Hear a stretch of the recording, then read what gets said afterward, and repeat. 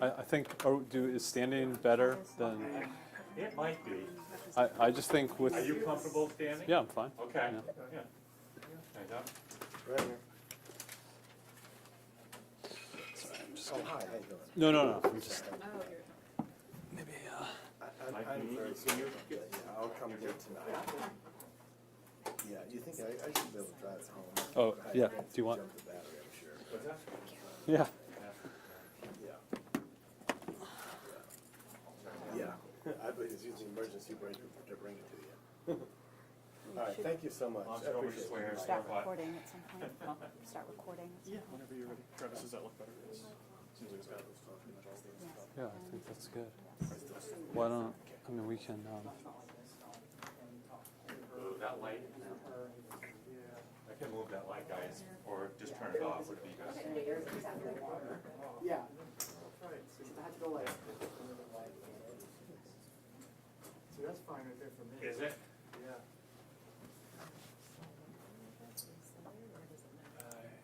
That's for me. That's fine with me too.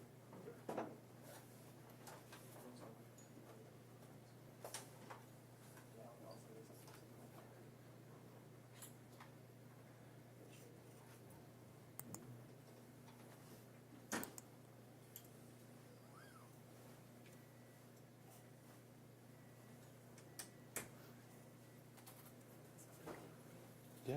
How about you? I'm fine. Hey Travis, I see a few people coming in. Let's wait until it's at least a minute after. Yeah. That's fine. Not everyone's able to be so prompt as that. Yep.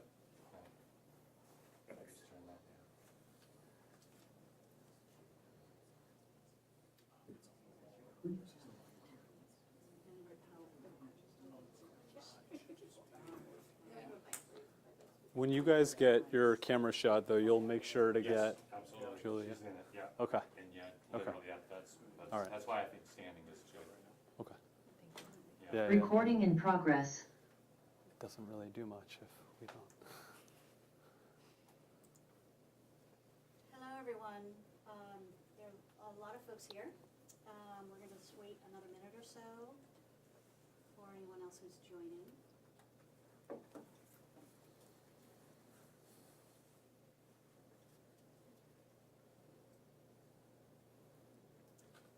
Do you want to do some intros, just yourself? Yeah, we can do that in a second. Thanks, everyone, for your input and help. And No problem.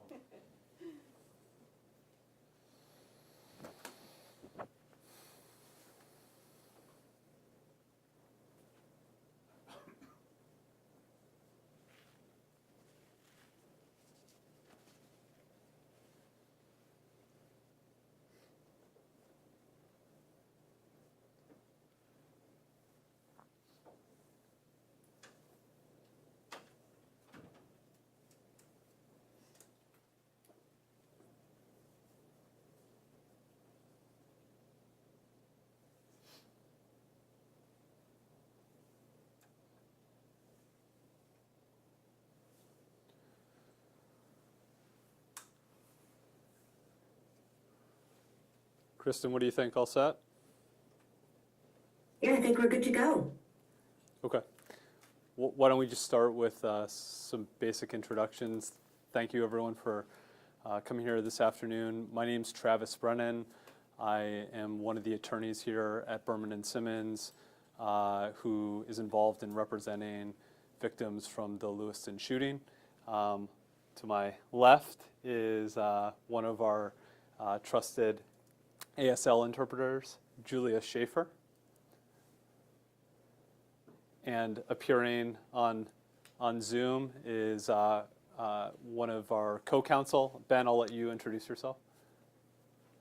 Hi everyone, I'm Ben Gideon from Gideon Asen. I'm away in Lubeck, Maine today, but am participating remotely.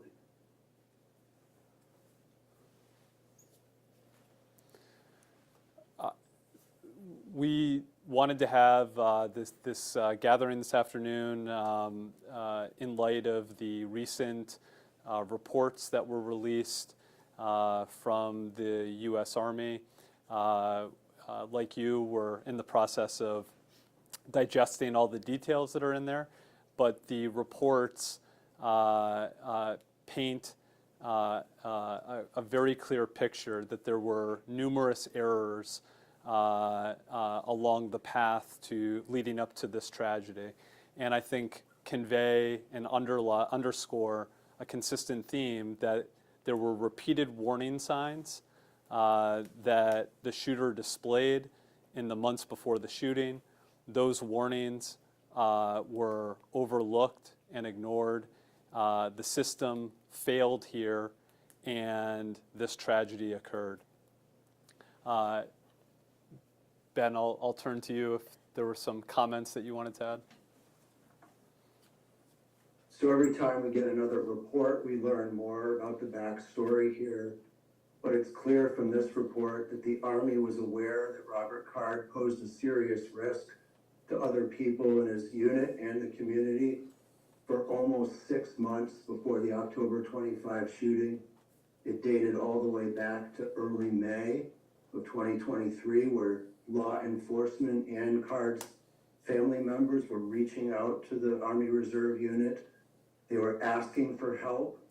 The Army said that they would deal with it, and they didn't. They were slow in acting. There was no action taken in May or June, and when July came and Card posed an immediate threat to other members of his unit, they did act, but they acted incompletely, as the report found. They released him back into the civilian population without resolving the issue. They didn't follow up on the recommendations of the Army hospital or the civilian hospital, and they didn't heed additional warning signs that came later in September. Their report determined that there was a dereliction of duty on the part of his direct supervising officers in his unit.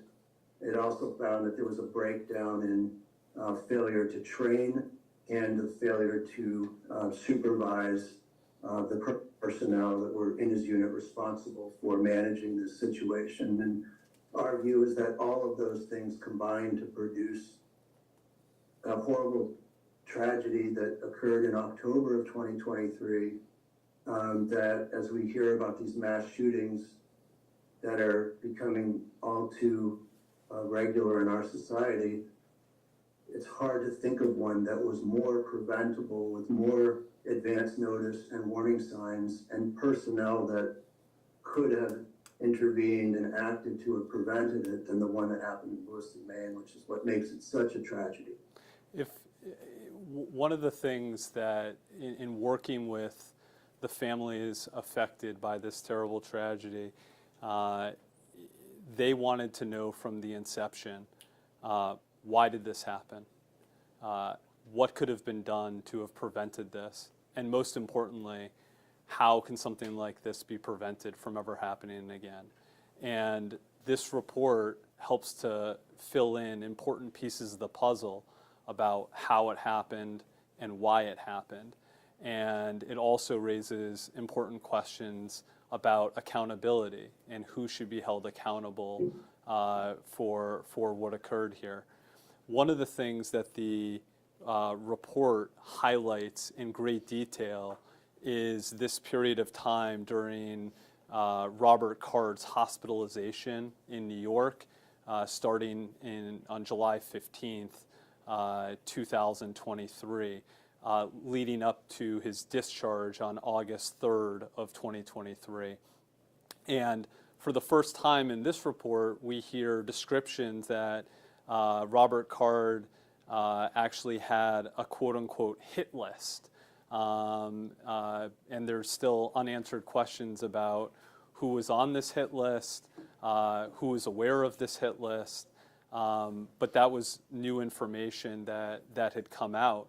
One of the things that the Army report highlights is that it raises questions about why he was discharged at the time he was on August 3rd, why he was discharged from duty in that time frame.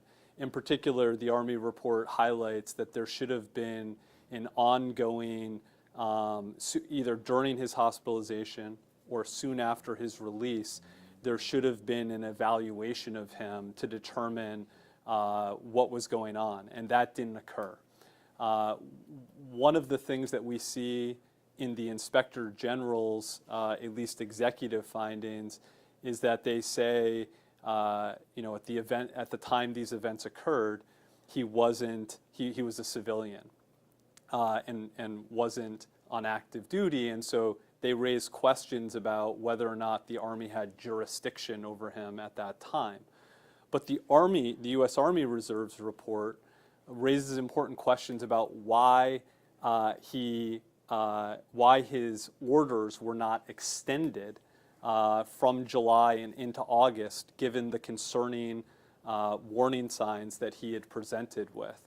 And in particular, they talk about these warning signs are something that should have caused his orders to be extended, and that could have potentially provided additional resources and support for him. So, as Ben pointed out, there's a consistent picture that has developed through the work of the U.S. Army Reserve's investigation, the Lewiston Independent Shooting Commission, and what we're seeing is a repeated theme of warning signs that were missed or overlooked, a system breakdown that includes failures to communicate, improper training, improper communication within the chain of command. And we're seeing a lot of finger pointing about who bears responsibility. And in fact, this report highlights there were a lot of people who had responsibility for helping to ensure this didn't occur. Are there, I mean, we can offer some other comments, but are there particular questions that people had? What did you think about the, basically saying we are taking action against the immediate chain of command? It seems like they're the ones that are taking the most responsibility for this, they're the ones being held accountable for this. And I think the only thing I saw was that they weren't eligible for promotion in the future. That doesn't seem like, much of a, not talking about court martial or anything like that. Thoughts about what that said? Well, I think one of the things that the report highlights is that there were clear breakdowns in the chain of command, and that there are recommendations of both for training and changes in procedures, which basically is an acknowledgement that there were major problems that contributed to this terrible tragedy. And again, working with our group of clients, nothing, unfortunately, will ever bring back their loved ones. There is a unified purpose in making sure something like this doesn't happen again. And so the idea of making sure that there are changes is really important to people. Sounds like you think, I'm sorry, it sounds like you think more people should be held accountable than just the immediate supervisors. Well, so as even though we find ourselves here in July and there's been a lot of information that's come out, as Ben pointed out, we're still continuing to get new information every day. And there still remains a lot of unanswered questions. In particular, the U.S. Army report highlights the fact that there's a lot we still don't know about the circumstances of Robert Card's discharge from Four Winds Hospital on August 3rd. In fact, the U.S. Army Reserve basically has referred this matter to Walter Reed to determine whether or not Four Winds Hospital met the standard of care in their discharge of Mr. Card. And there's a lot of unanswered questions given that he was hospitalized there, he requested his release, and then the hospital initially moved to have him involuntarily committed. Mr. Card withdrew that request, and then the hospital canceled the court proceeding, and he was then discharged on August 3rd. there's a lot of questions about what was going on as to his mental state during that time on a day-by-day basis. And one thing that is really important, and certainly something that myself and Ben, Jamal and Josh, who are involved in investigating this, are really concerned about, is the U.S. Army Reserve and continue to refer to this as a voluntary commitment, and we think there's reasons that they refer to it as a voluntary commitment, because if in fact it was an involuntary commitment, that would trigger their requirements of mandatory reporting under the NICS system. We think all the information that we have at this point suggests that this was not a voluntary decision on Robert Card's behalf to go for treatment. He was directed to do that by his supervisors. Therefore, it was an involuntary commitment, and this should have been reported to the NICS system, and he should not have been able to purchase any further firearms and should have had his other existing firearms removed. So that's an important, important development. You mentioned that the concern should have called for an extension of his orders. Do you mean an extension for his time in hospitalization, or his extension of his orders as in the Army? Yeah, so let me clarify. So there's two reports. We at least have some of the executive recommendations from or executive summary from the Inspector General's investigation, and then there's the U.S. Army investigation. And there's a divergence between those two reports and what's in there. The Inspector General says, there may not have been anything that could be done to have prevented this, because at the time Robert Card committed this tragedy, he wasn't under orders and he wasn't on active duty. The U.S. Army report, however, highlights that in light of his hospitalization into July and into August, his orders to remain on active duty should have been extended, and therefore the Army would have continued to have jurisdiction over him. Is there any indication on whether, you said that you mentioned you don't know why he was released from the hospitalization, they're questioning whether he was even in their jurisdiction. Is there anything that leads you to believe that this was a way of them offing him, to make them not responsible, being that his orders were not extended and being that he was removed from hospitalization without, having a clear reason as to why, or without there being indicators that he was progressively getting better? Well, right now, there's still a lot of information we're trying to gather as to who knew what and when. And so the Army report helps to indicate he was discharged, but then there was a question about why was he discharged on August 3rd from Four Winds Hospital? What did Four Winds report back to the Army hospital that had sent him there?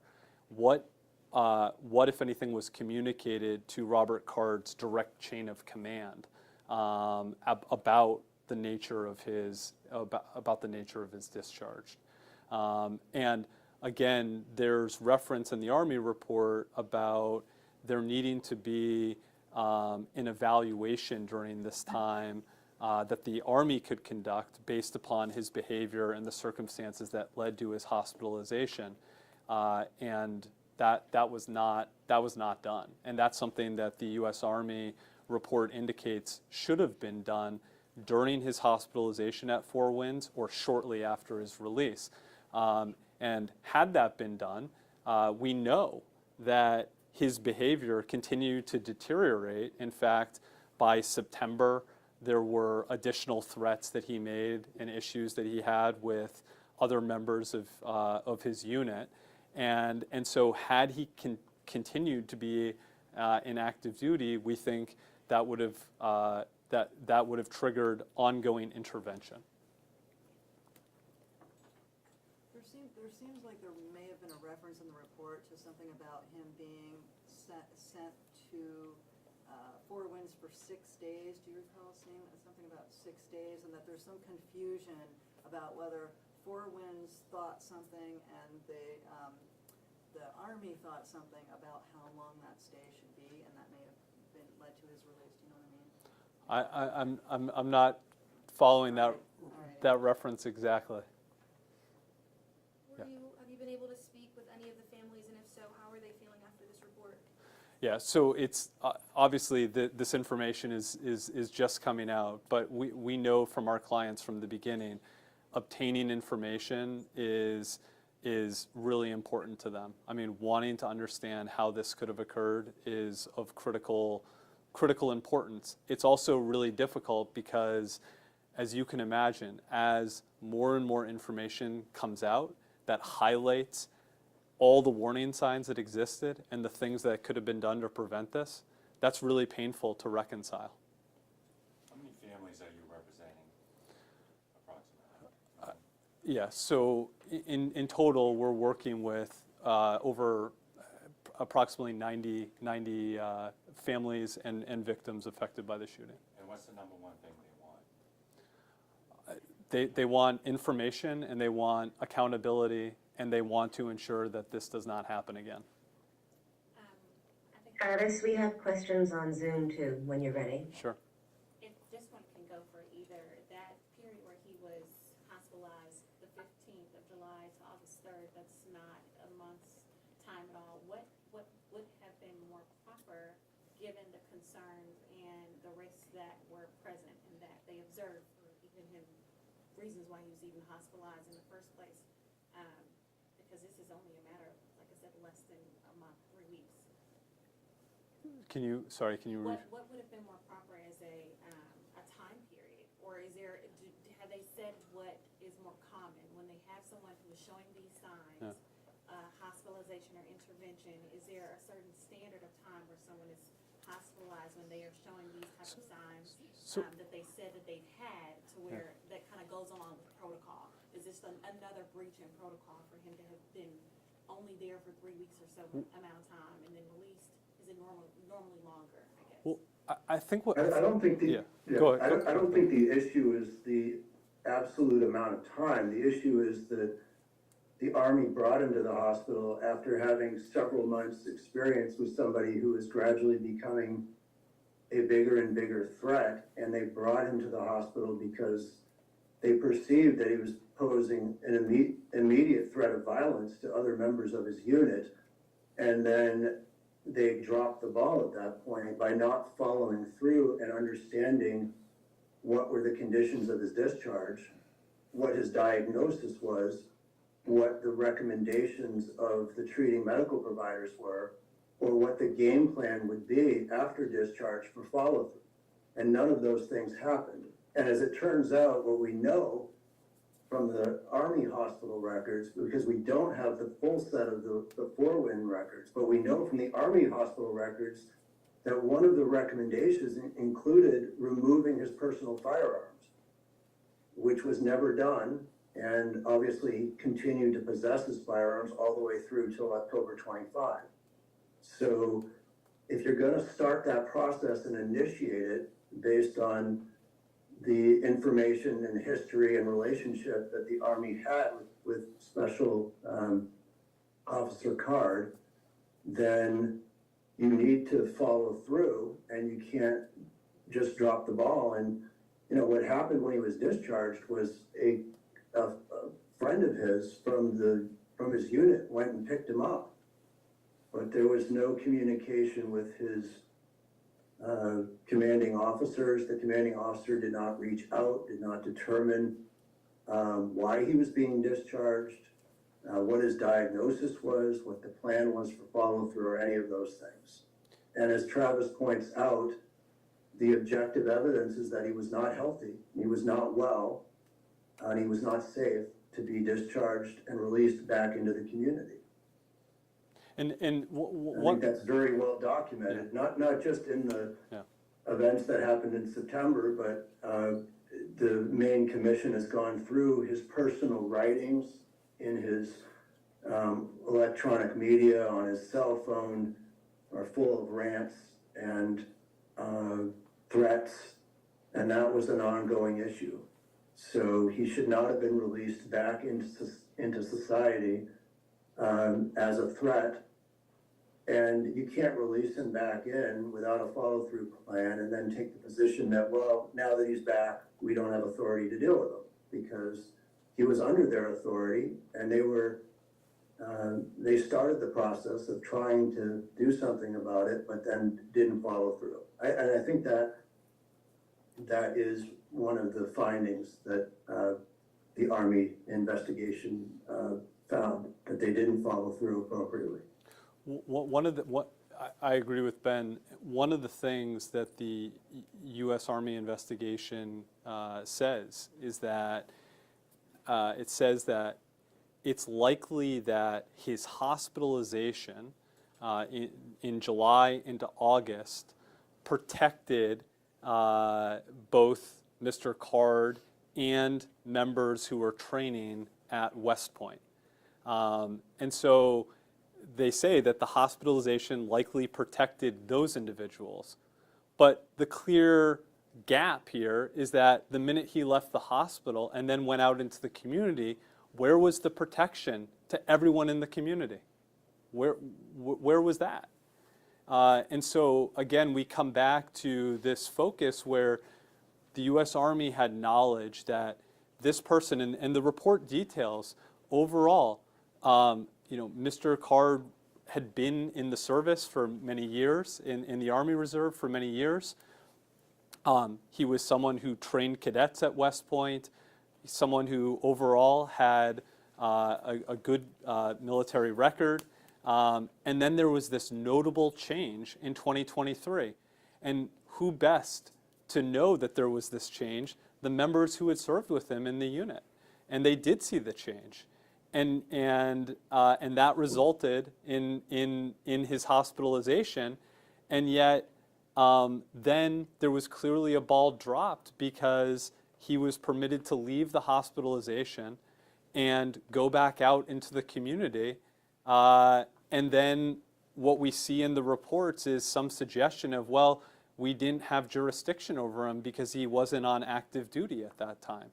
But the bottom line is that the warning signs, the clear warning signs, arose while he was on active duty. And these reports make that very, very clear, that in fact they say that some of the evaluations when he was in the hospital, they raised concerns that maybe some of his behavior at that time was related to his recent training. And so there was a connection between his service-related activities and these warning signs, and yet there was no follow-up or investigation into that. Travis, we have two questions Sure. on Zoom. Yeah. One from Billy Coben at the Bangor Daily News. Thanks, Kristen. Thanks, Travis. Thanks, Ben. Do you and the families want to find out the identities of the 3 reserve officers who have been disciplined? Is that something you're seeking? Or are there other details about that you're also seeking? I mean, it seems pretty obvious from context who it probably is, but it'd be good to have full disclosure of all that information. Yes, I think the families would deserve to know that, and that should be communicated to the public. Who all are you all seeking to, I guess, hold accountable for this? Who is the people who are in the lawsuit growing as you learn more information? As of right now, where we are. Well, just to be clear, right now there is no lawsuit. There's nothing that's been filed in court. We've been gathering information so that we can assess what the legal avenues for recourse are for our clients. And so, as we stated, since this terrible tragedy occurred in October, we've gathered, thousands of pages of documents. We're continuing to get new information, and that's critically important in terms of being able to advise our clients. How do you think you'll get the missing information from Four Winds about exactly why he was released and under what conditions? Yeah, so there, we're in the process of getting it. Yeah. We should have it soon, we hope. Yeah. We have another Zoom question from Patrick Whittle, AP. Thank you very much. Wondering if we could have an update on the status of any civil lawsuits that could be filed stemming from the tragedy, and if these reports could play a role in that. Absolutely. So the reports, we wanted to make sure we had the information that came out through the reports before we moved forward with any civil case. The reports certainly raised some new facts and information that we need to track down and follow up on before moving forward with the case. But we're nearing the point where we expect to move forward with something. So, and you guys will be the first to know once we do. I think it's also worth noting, one of the reasons we've been able to gather this information certainly is the Lewiston Independent Shooting Commission has been doing a lot of work in terms of the hearings they've held, subpoenaing records, having witnesses testify, and that's unearthed a lot of important information. We're also very grateful to the congressional delegation, Senator Collins, Senator King, Representative Pingree, and Golden, for asking that the Inspector General and the U.S. Army conduct this investigation, which they did soon after the tragedy occurred, because as the U.S. Army indicated in their report, they interviewed, I think, approximately 43 different individuals related to their investigation. And we haven't seen all the attachments and documents that are referenced in here, but we know inevitably there are text messages, there's emails, there's internal reports that are out there, and we believe that that will provide important information in terms of putting the whole puzzle together here. My last question is just kind of based on the previous one that I asked. I guess who all are you looking to as responsible as of right now with the new information that you have? I don't want to assume that, but from you all, looking at the evidence, looking at what we have, the new report, who do you see as responsible in totality who dropped the ball on this? Yeah, and so I think, again, we're still gathering the information until we kind of synthesize all of that. I think it's premature to comment on that. So I think once we gather and review everything, and then we'll decide where we think the evidence leads us. And I know from the very beginning, back in November and December of 2023, there were immediate questions to me and to Ben. Who will the lawsuit be against? And what we've reiterated is we want to have as much information, as much evidence as we can, so that we can make an informed choice about how we go forward. So the short answer is the evidence will guide us in terms of the direction and the legal claims that we pursue here. Other questions? Yes. One last one, thank you. You talked about some unanswered questions that you're seeking for. Was there anything specific you were hoping to find in this report that didn't come to light and that you're still seeking? Well, I think that's a good question. I think this report again raises additional questions. For example, we still don't know the circumstances related to his discharge from Four Winds, and so we'd like to better understand that. We don't have all the medical records from Four Winds. There's a question raised in the Army report about whether Robert Card was provided discharge instructions and what those instructions recommended for him. And so I think that's important information in terms of understanding where things stood at the time he left. The other thing that I think is really important is, and this is referenced in the U.S. Army report, is the chain of command. And that's really important in every organization, is a chain of command, and what information different people have on the chain of command, is that information properly communicated? Who's it communicated to, and when is it communicated? And those are still unanswered questions that that we have, but we expect we'll be able to obtain as we move forward. Ben, was there anything else you wanted to add? Not particularly. I think that I'm very concerned that the Army doesn't see a problem with someone in Robert Card's situation continuing to possess firearms. I mean, we seem to dance around that. I'm surprised none of the reporters ask anything about guns. Maybe that's just where we are in this society, because it's just assumed that everybody is entitled to have 10 semi-automatic assault weapons in their possession.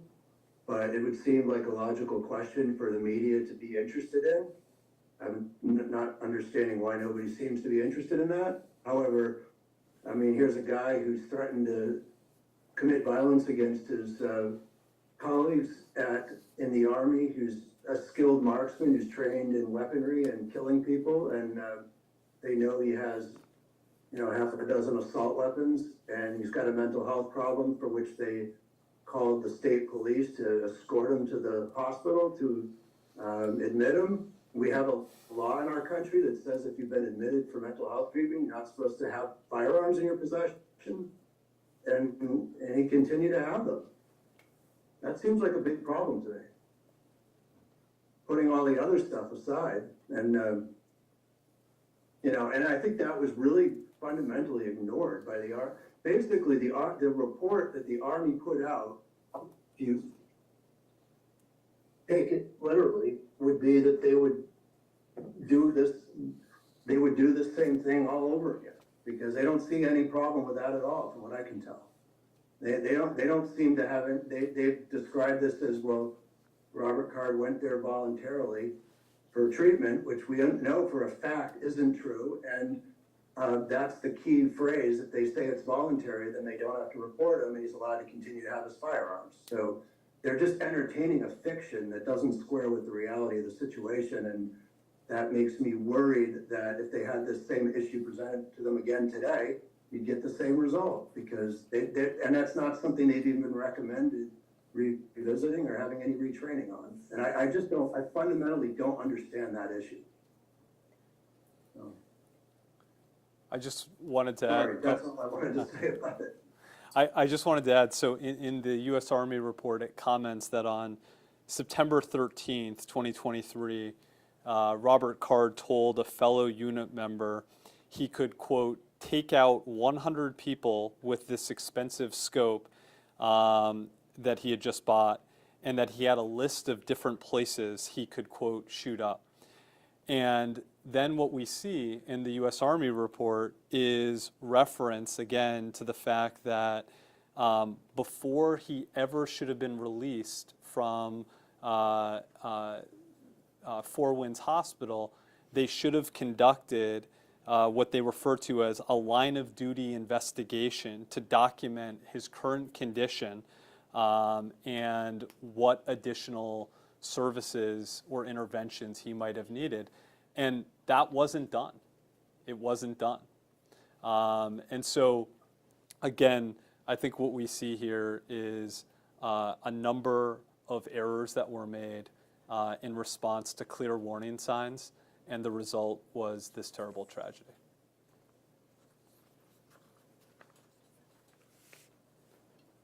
Thank you.